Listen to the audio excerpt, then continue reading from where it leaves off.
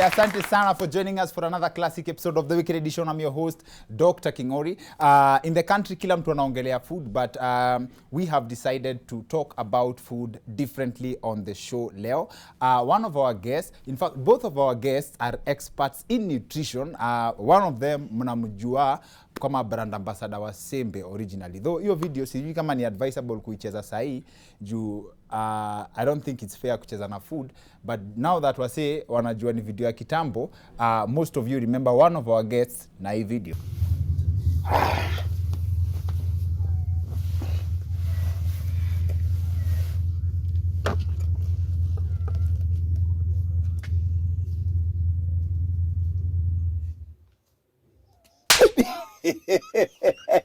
Yeah. I don't think ugali has ever been treated with that much respect. Charles Odongo is in the house.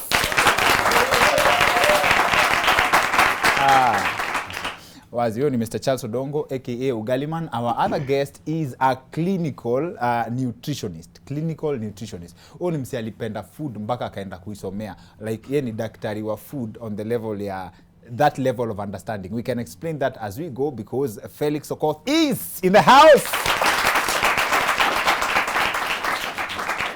Wazi. Asante sana. Leo we'll go right into it. I know there is so much to talk about as far as food is concerned. GMO is a conversation inaendelea in the country, but Charles, just to start us off, quick one. Ukienda kukula ugali hivyo, hiyo kutoa nguo ni necessary? Of course najua kwa context ya kukula watu utoa nguo, but hiyo sasa nutrition. It depends. Yeah, tunasema kila nyani ana starehe yake. Kuna mule atachukua ndizi aikule chini, na kuna mwingine lazima aende kwa miti ndio asikie vizuri. So it depends with persons. Yeah, ni kwa starehe yako vile unataka kuimega. Did you just use kumega in ordinary sentence? So Felix, okay, please, just a simple description, what a clinical nutrition is. So in a simple way, you Dr. Kingori is told you have ulcer or acidity. You go to daktari, they will tend to see what is the cause of your acidity. Is it a bacterial infection? Is it indigestion? Whereby they'll run a lab test. They can do a blood work to check if it's a viral cause or a stool checkup to see if it's a bacterial cause. And then they will also take a picture of the stomach using something called endoscopy. Ni picha inaingizwa kwa tumbo to see the level of the effect of your intestinal lining, the irritation, or if there is a wound, what we call an ulcer. So thereafter, the doctor will give you medication. If it's a bacteria, atakupatia antibiotic. If there is an inflammation, atakupatia anti-inflammatory drugs or anything like that, antihistamines. If you have pain, painkillers. But where the nutrition is now coming, the clinical part of nutrition in your management, when you have ulcer, there are things that can worsen that ulcer. Because if you have a bacteria, na bacteria umeponywa, ikaisha ni kama wale wanakuwaga na hilo gonjwa inaitwa H. pylori. You'll be given a H. pylori kit, later on H. pylori inaisha, lakini symptoms of gas and acidity still remains. So nutritionist comes in to help you advise you what will restore your stomach lining back to normal. So different vitamins, food that you'll avoid to prevent that irritation, and then food that will also prevent overproduction of acidity. Please confirm, mko na kamera ya kuingiza mtu kwa tumbo, ya kuangalia what is there. Is it limited to the conditions you're suffering from, ama it sees more than that? Like, could it be used for other uses? Wale watu wa kuulizwa, umekula ati, hapana hata sijaonja kitu. Unamuingiza kamera huko, unakutana na mutura. Can it be used? So ndio usikutane na mutura, ama usikutane na kanyama ndio inadigestiwa, unaona vile naenda. Ndio maana before ufanyiwe test, unaambiwa ukae njaa at saa fulani, either 8 hours, so the stomach is as empty as possible to give a clear picture of how it is. Ni kama how do I give umeenda kupima sukari na ugali manapa amemega ile ugali kubwa ile amemega pale, hiyo sukari itashoot because digestion ina happen. So such a test unaambiwa kwanza we stay on an empty stomach for some time, ndio asipate nyama washangaze. Ushaona ule mtu alipata kitu ndani ya tumbo akashangaa, unachuma ndani ya tumbo. Kumbe you see something like that. Okay. Very interesting thing you say hapo. Ukikula ugali kama hiyo ugali man, sukari ina shoot. Do you find people wanakuambia, oh ugali man, you're so sweet? Every relationship yako na ugali, you're very passionate ukisema you love food. Naget, what's your history with food? Because si hata kukula tu peke yake, you are also a food professional. One thing I will say, and let everybody understand, is that food is a miracle medicine. You need it for you to go about your daily chores. Food is a miracle medicine. Correct. Believe me or not, Dr. Kingori, you can go for many days without sex, but only for few days without food. Na ugenye. So chakula ni important. Watu wa Sheng wanasema zote ni kukula. Yes. You can go for days without many days, yeah, but you few days with, yeah. Uma ikanja longest how long? 30 minutes. No, to be precise now, let me tell you now the truth. Yeah. 3 hours. Because you see now I do what we call muscle building. And I do 7 meals in a day to support my muscle mass and also my daily caloric intake. You see, I have to eat after every 3 hours to support my muscle mass. Otherwise, sijui breakfast, lunch, supper after every 3 hours. Every 3 hours I have to do. Actually, ikifika usiku nikienda kulala kitu kama saa 3, it will be a total of 7 meals. 3 hours I have to eat something. 3 hours I have to eat something. Simply because I have what we call high metabolic rate. Mimi nasiaga haraka sana. Takula hapa saa 8 tafinya ugali bwana na samaki bwana. Saa 1, saa 3 tena hapo saa 4 bwana. Tunakutana na kitu bwana. Do you maintain power? Yeah, otherwise you see now there is something nikireduce here, we see all my energy level. You see, I'm for power and also I'm for muscle mass. There is a certain muscle mass I want to maintain. Okay. Nikipunguza hiyo systematic way of my eating, power kwa gym performance itenda, everything will just go down. So in short, your motivation ni uko na allergy ya kukonda. Yeah, I don't want to grow. Yeah, I'm looking for bigger muscles. Yes. Then is there universal food advice? Yeah, watu wanaambiwa some professionals watakwambia don't eat eat at least 4 hours before you go sleep. Eat a certain type of food for you to get X amount, and that varies from everybody. Is there a universal food quantity and quality for a person, and how is that determined? I would say the universal food quantity or even type of food and timetable. And timetable in a professional manner haiko. Okay. Because our body function differently. Similarly, let me give you a very good example. Ona Kingori ye ukaga tu hapa, si mse ukapa. Yeah, endagi hata ulisweat lini mwisho?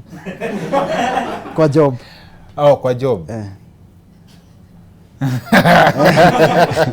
So ujai sweat kwa job. But you see ugali man here, his job is it's too intense. So his expenditure bila amekwambia metabolism is different. So the metabolic rate is just generally the usage of energy or nutrients general that you get from food. So this is what determines your requirement of food.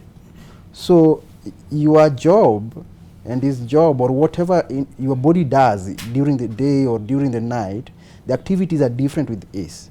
So the calorie is the amount of heat that is produced from food to allow our organs and cells to function. So his calorie requirement is as per his job. Nika yule mtu wa mjengo na mwingine amekaa tu pale anauza mayai na chapa tu hivi. The requirements are different. So and that's why for food we require nutrients of food portions depending on our energy expenditure and the type of job that we do. And that's why if you are to require food to maintain your system, you can require food to maintain how you look at this moment, or to gain weight as ugali man. The portions will differ. And in that, in a clinical way, is now calculated depending on what? Your BMI. Then we'll increase your calorie now up onto the plan is a portion. Okay. But in a general understanding, we have layman understanding of food. And that one we talk of layman portioning. Ile tunasemaga kuna plate model. Ile ukienda kwa nutritionist, yule alisoma juju atakwambia half a plate ikuwe vegetable, a quarter ikuwe starch, na quarter ikuwe protein, ukunywe maji glass 8, umake sure unakula fruits 2, utembee ufanye exercise mara 30 minutes to 1 hour, na hii advice imeisha hapo. Jaribu so your advice si legit. Conversation yetu ya na Ugali Man, Mr. Odongo, na Dr. Felix Okoth continues on the other end of this short commercial break. See you guys in a bit. When you get your dick chopped off or your penis chopped off, sorry for language, it's the same thing. When you get your penis chopped off, it's literally being left with the short end of the stick. Function even with one testicle. For men, should be twice a week maximum, so that you don't grow into a weak old man. Is there a fact in that? Yes.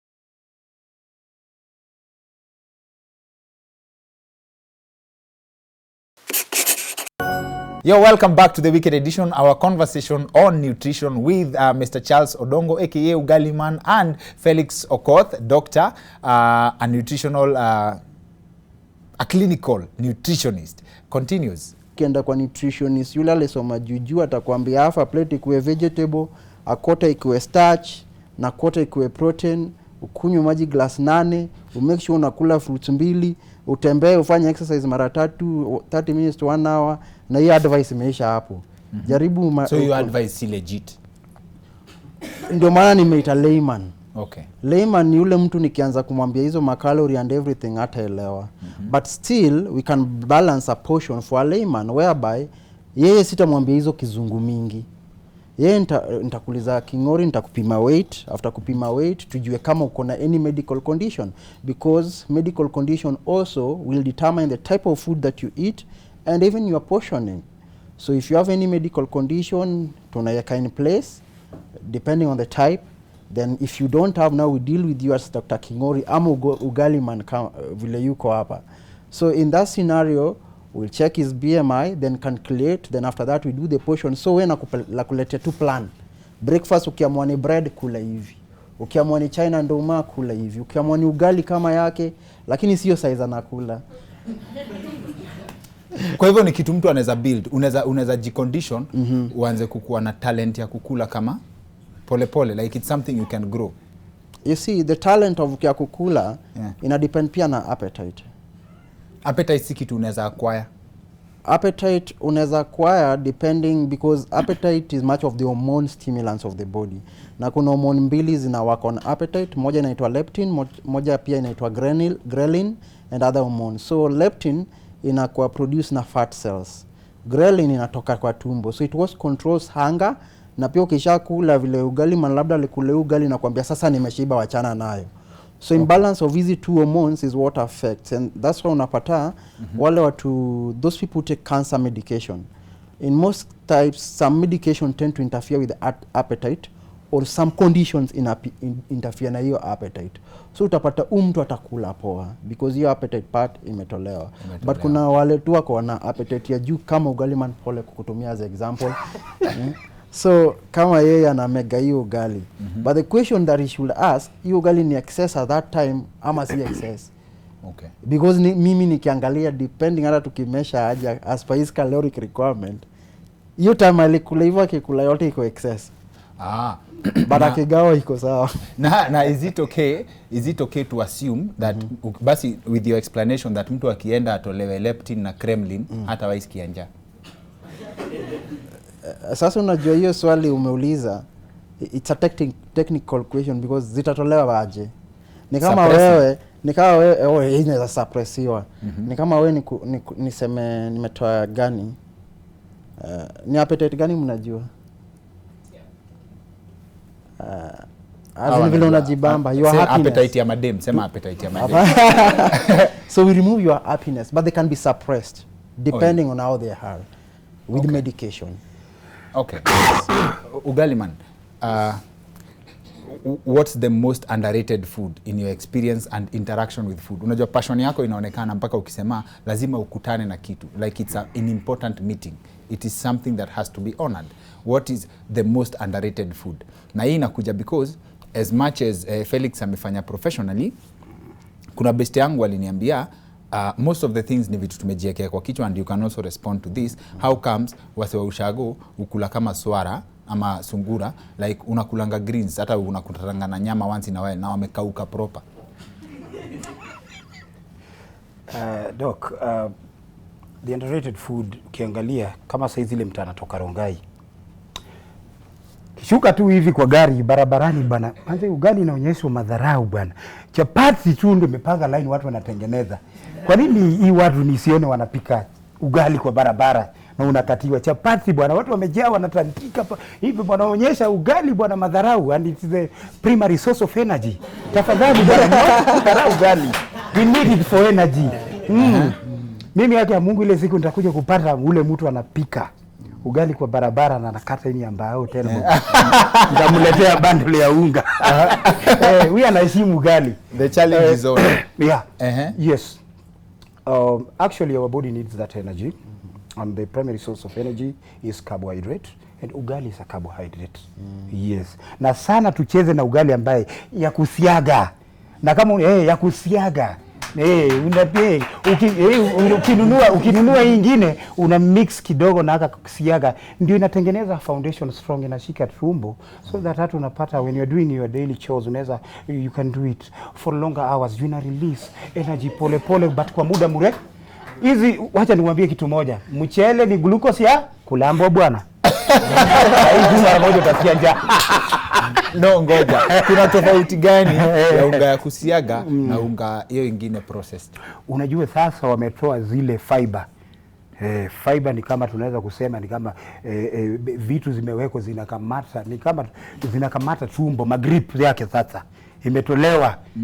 Sasa hii nyingine inapita tu nywe kama maji. Hii kama glucose na nutritional value. Fibers got, yeah, correct. But unga yenye haina fiber haina nutritional value. Nitasema haina. For one thing, you see now mwili itailamba haraka sana na utasikia tena njaa, na pengine maybe kazi yako ni ile kazi ya, you know, you see like umeandikwa kwa kampuni unastahili kufanya kuingia kitu, tuseme umekula lunch, si ndio? Umekula lunch saa 6, utatoka hapo kitu kama saa 2 maybe ya usiku. Sasa niambie hii ugali umeikula na 2 hours umeanza kusikia njaa, mdozi wako atakubali kweli uanze kutoka nje kwenda kutafuta chakula? You see tena so kitu inaweza kuvumilia hapo for 8 hours. Yo ugali ya packet ni it's for jobless people. I think so, not jobless people actually. Let's put it for I will say it this way. Hii ugali ambaye iko na let's call it fiber. Sema kama mahindi, ukiwa unasiaga mahindi iko na, usitoe hiyo ngozi.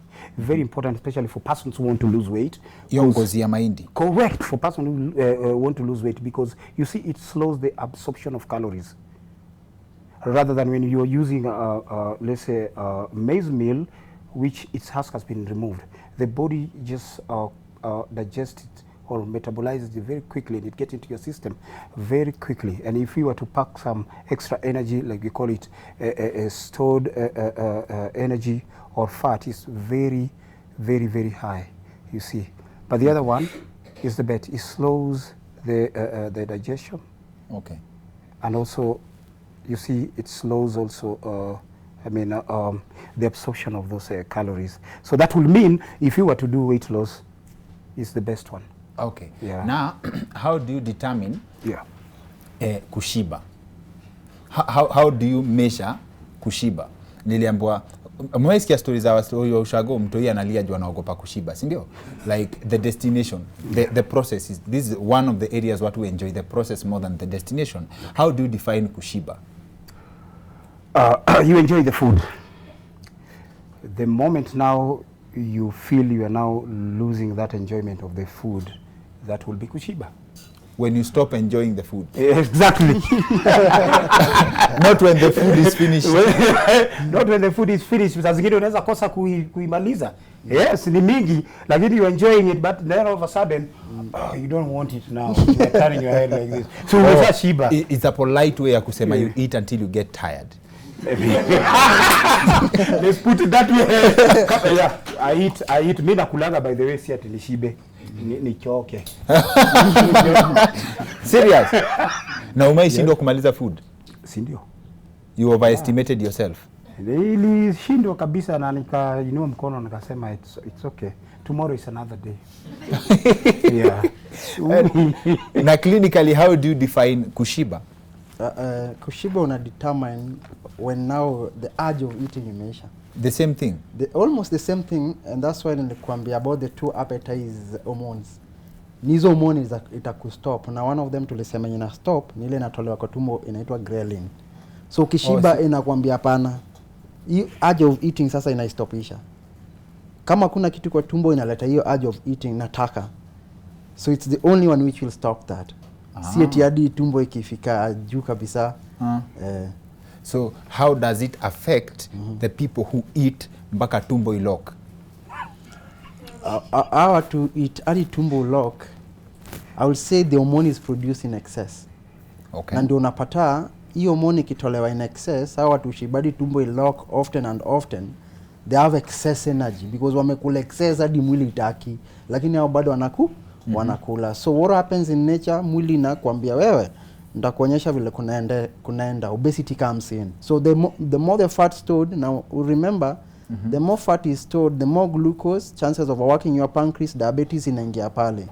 Apart from that, the more glucose inakuwa stored, the fat pia inakuwa stored to the liver. So kuna ile ugonjwa inaitwa fatty liver disease. Umekula sana, you have too much fat stored in your liver, that is causing inflammation of the liver. That's why Mr. Odongo aliita food the miracle medicine. True, very true. Na that's why watu wengine wakikula usema wanajitibu. Na ndio maana unapata ushaona wale watu like it happens in women mostly. Unapata dem ni mkubwa anaanza kumea nini? Ndevu. Obesity also causes that hormonal imbalance and all that. Rudy, please say that on national TV again. You see, obesity tend to cause different hormonal imbalance, and that's why you see a disease such as polycystic ovarian syndrome. I hope you have heard something like that. Or most of the breast cancers that happen to women, in most cases happen to women who are obese. But even men have breast cancer. Unapata mwanaume ni obese hadi ameumia matiti. Turudi hapa kwa madem kumea ndevu juu ya kukula. No, hapo.